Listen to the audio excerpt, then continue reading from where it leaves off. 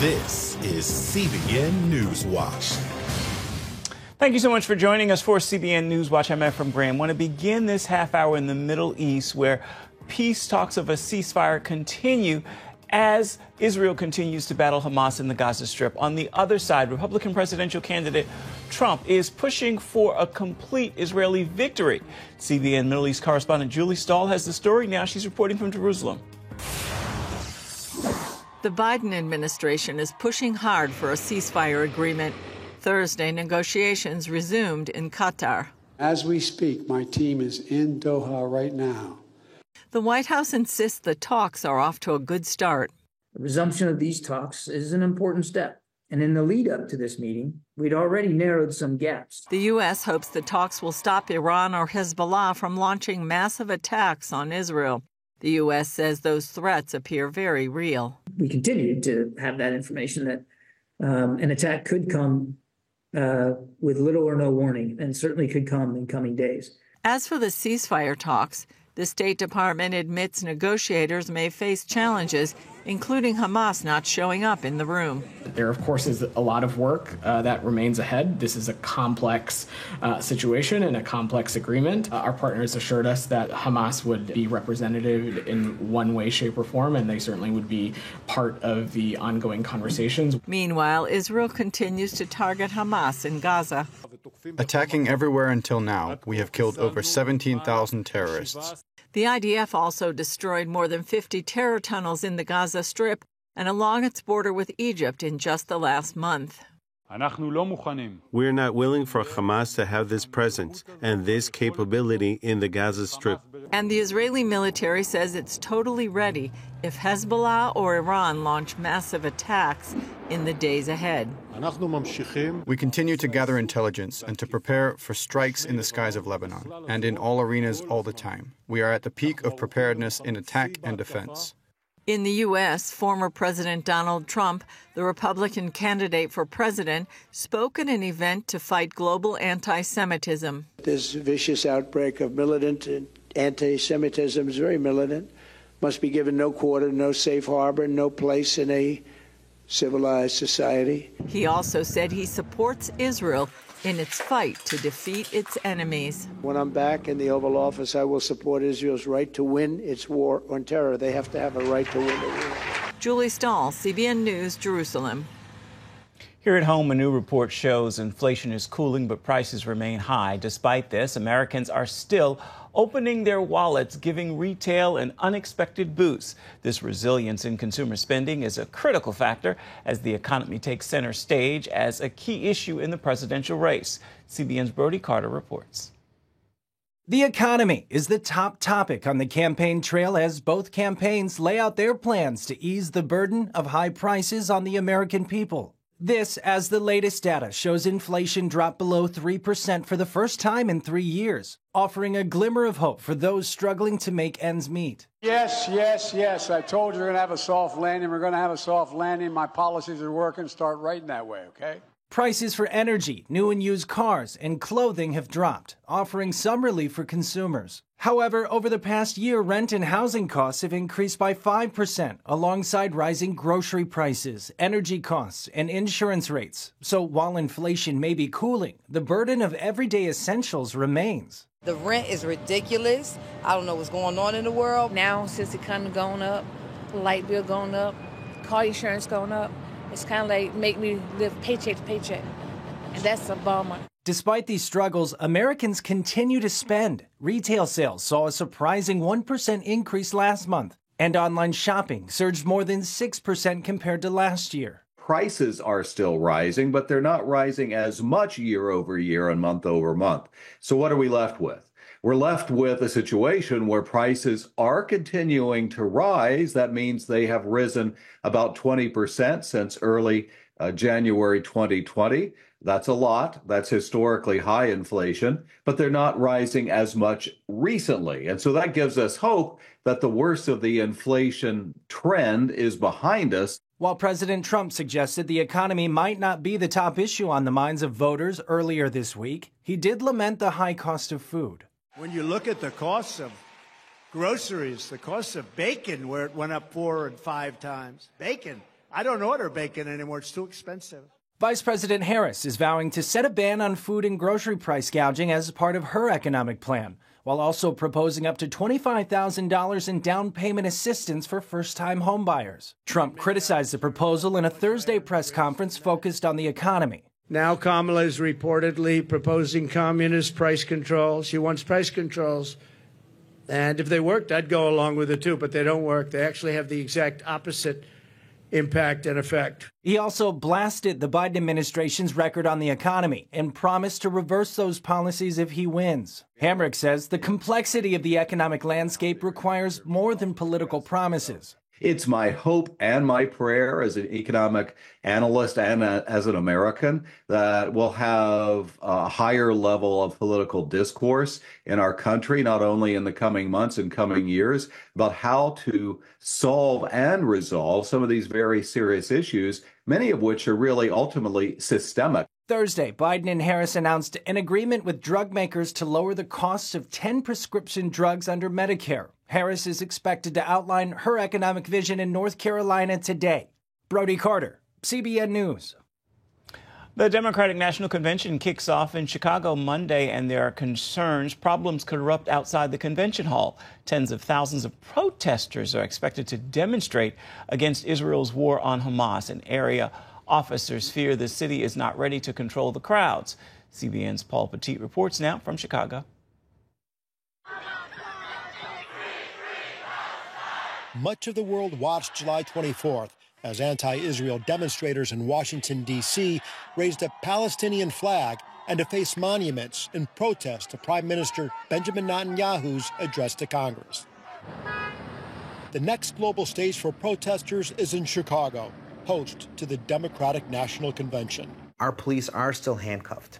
Alderman Raymond Lopez and some fellow city council members don't like that prospect and are not confident it will be stopped. All I have to think about is the 2020 riots that happened after the murder of George Floyd. Our police department was caught completely off guard by the organized chaos that descended upon our city. Chicago residents remember those riots. They let them destroy the buildings. They let them steal whatever they wanted. I'm scared to death, to tell you the truth. I'm very concerned, very worried.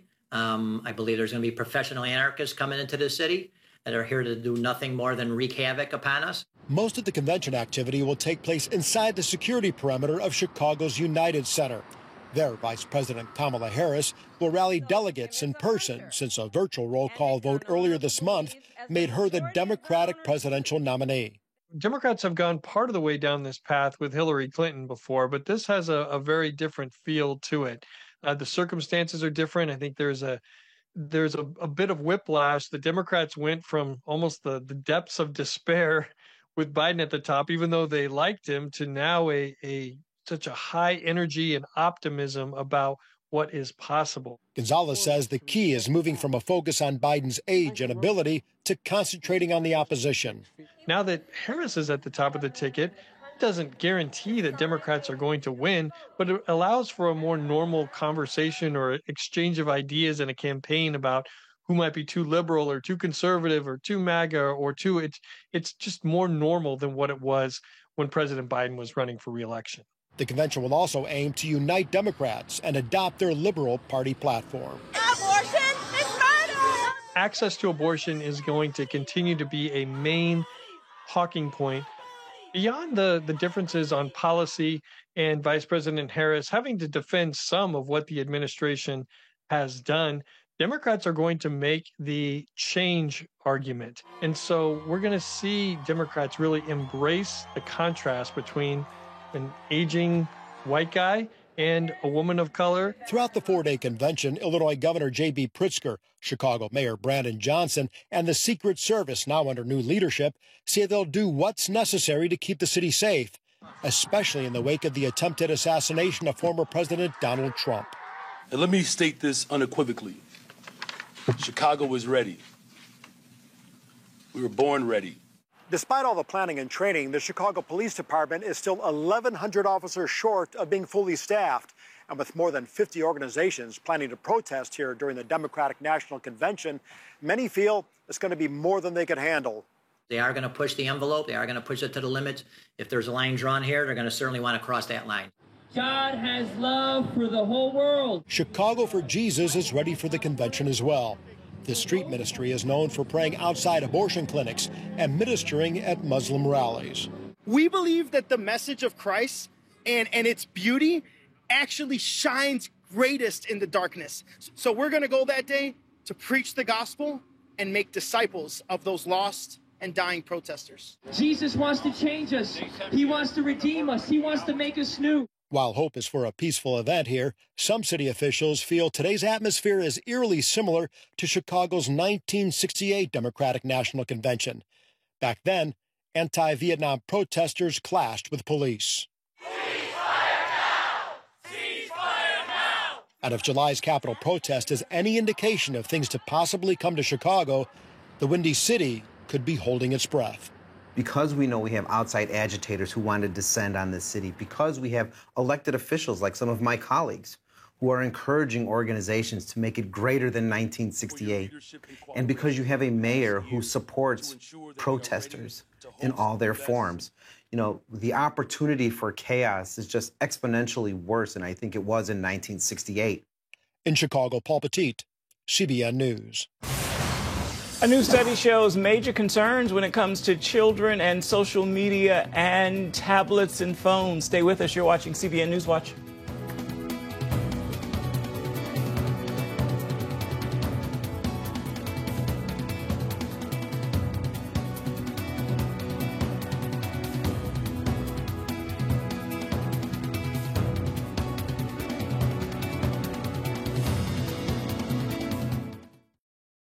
Welcome back to CBN News Watch. Social scientists point to the rise of cell phones and social media as a major concern for children's mental health. Now, a new study points to a big concern for younger children. It shows a correlation between too much tablet time and temper tantrums. CBN's Jenna Browder has more.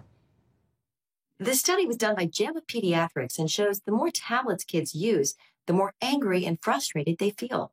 I would say it's not at all surprising, as any parent with a small child has probably discovered this themselves. Researchers surveyed 315 Canadian parents with kids who were 3.5, 4.5, and 5.5 years old. During those 2 years of development, when weekly tablet use went up by just 30 minutes a week, anger and frustration went up too. There is no question in my mind that handing a tablet to a small child is a formula for disaster down the road, because you're learning, the child is learning to soothe themselves or placate themselves by looking at a screen rather than dealing with the difficult emotions.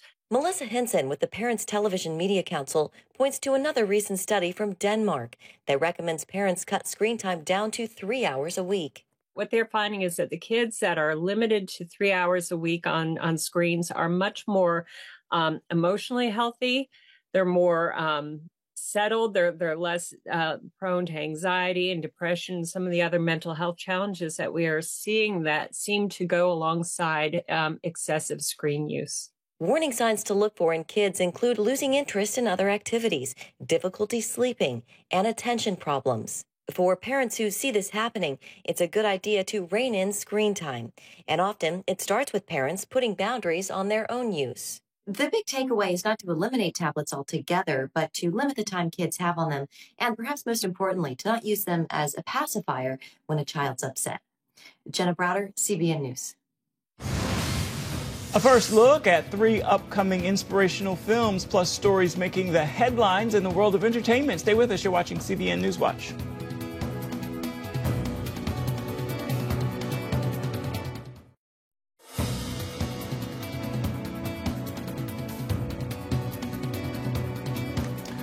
Welcome back to CBN News Watch. We've got exclusive first looks at 3 inspirational films, from a Kendrick Brothers feature to the highly anticipated film Reagan, plus historic wins and a great story of faith at the recent Olympics. All this and more in this week's top 5 stories from the world of uplifting entertainment. At number 5. After falling, I went back to my seat and I sang a song.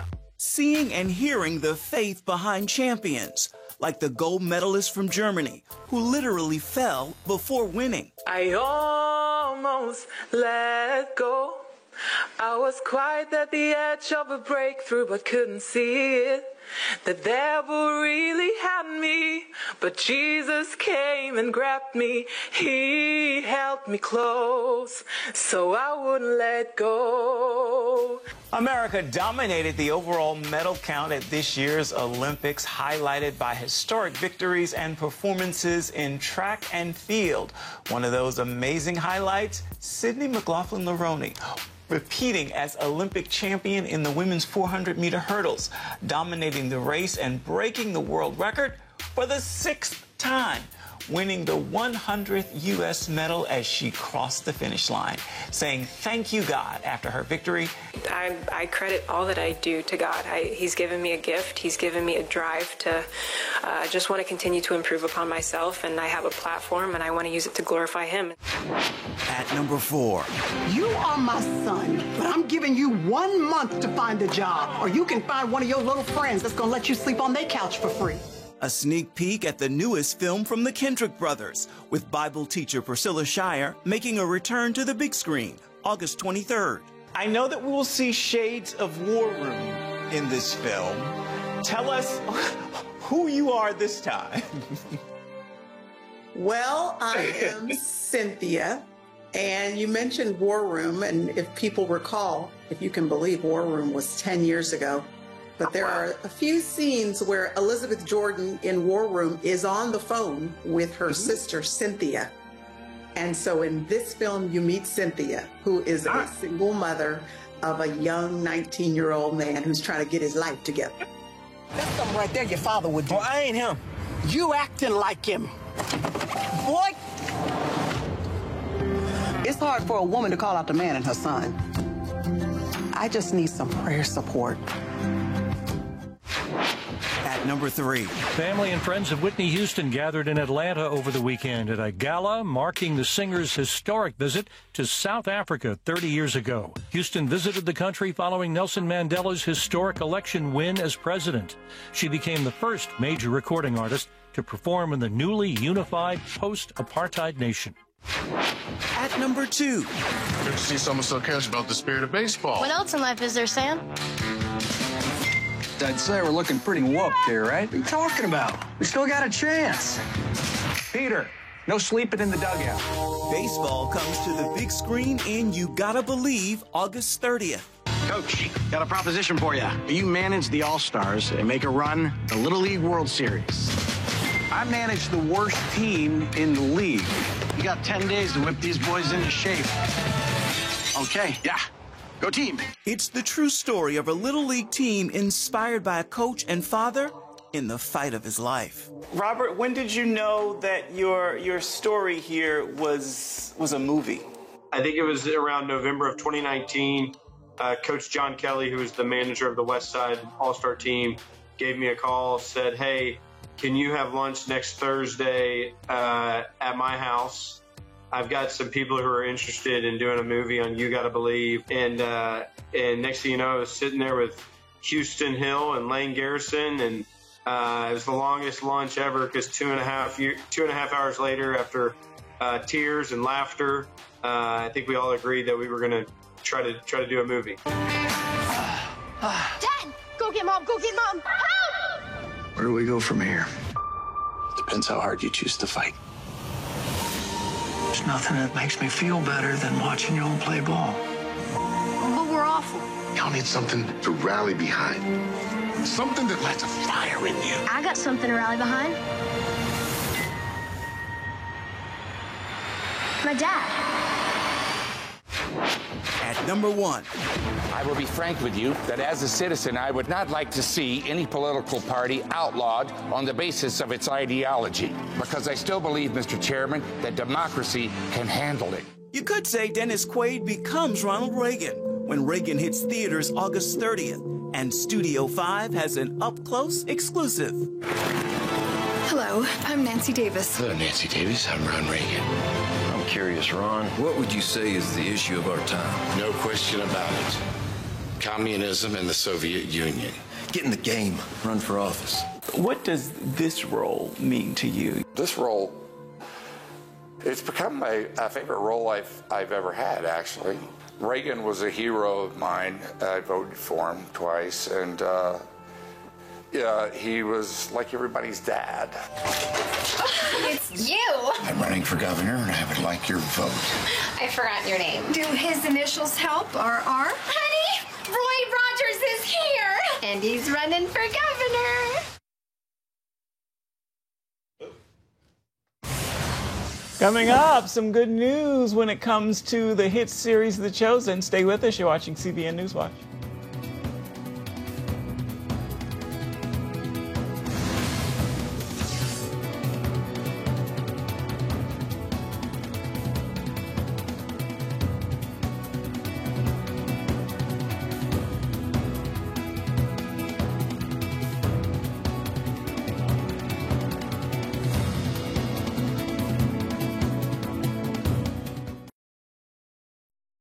Big news for fans of The Chosen. This series about the life of Jesus Christ and his disciples. A group connected to the show says the season 5 is now fully funded. The Come and See Foundation announced 104,000 supporters from 151 countries contributed to the next season. The foundation partners with producers to raise money to produce and translate the film into different languages, as well as to help with worldwide distribution. The Chosen creator, Dallas Jenkins, said season 5 will depict, among other events, Jesus' triumphal entry into Jerusalem. Time now for your Friday Faithful. I leave you with this reminder as we wrap another week together. Miracles aren't hard for God. It's what he does, and he does it daily. And you only need to look in the mirror to see one of his greatest miracles. You are a miracle, his masterpiece. And the Creator stands ready to perform a miracle for his creation. With that word, make today a faithful Friday, a day that you believe in the miracle-working power of your Creator. Well, that will do it for this edition of CBN News Watch. You can always find more of our news programs on the CBN News Channel. You can find them there at any time, as well as online. That's cbnnews.com. Take a moment. Let us know what you think about the stories you've seen here today or anytime this week. You can email us, newswatch@cbn.com. You can also reach out and touch us on Facebook, Instagram, and X, formerly known as Twitter. We look forward to seeing you right back here, same time Monday. Have a wonderful and restful weekend. Bye-bye, everybody.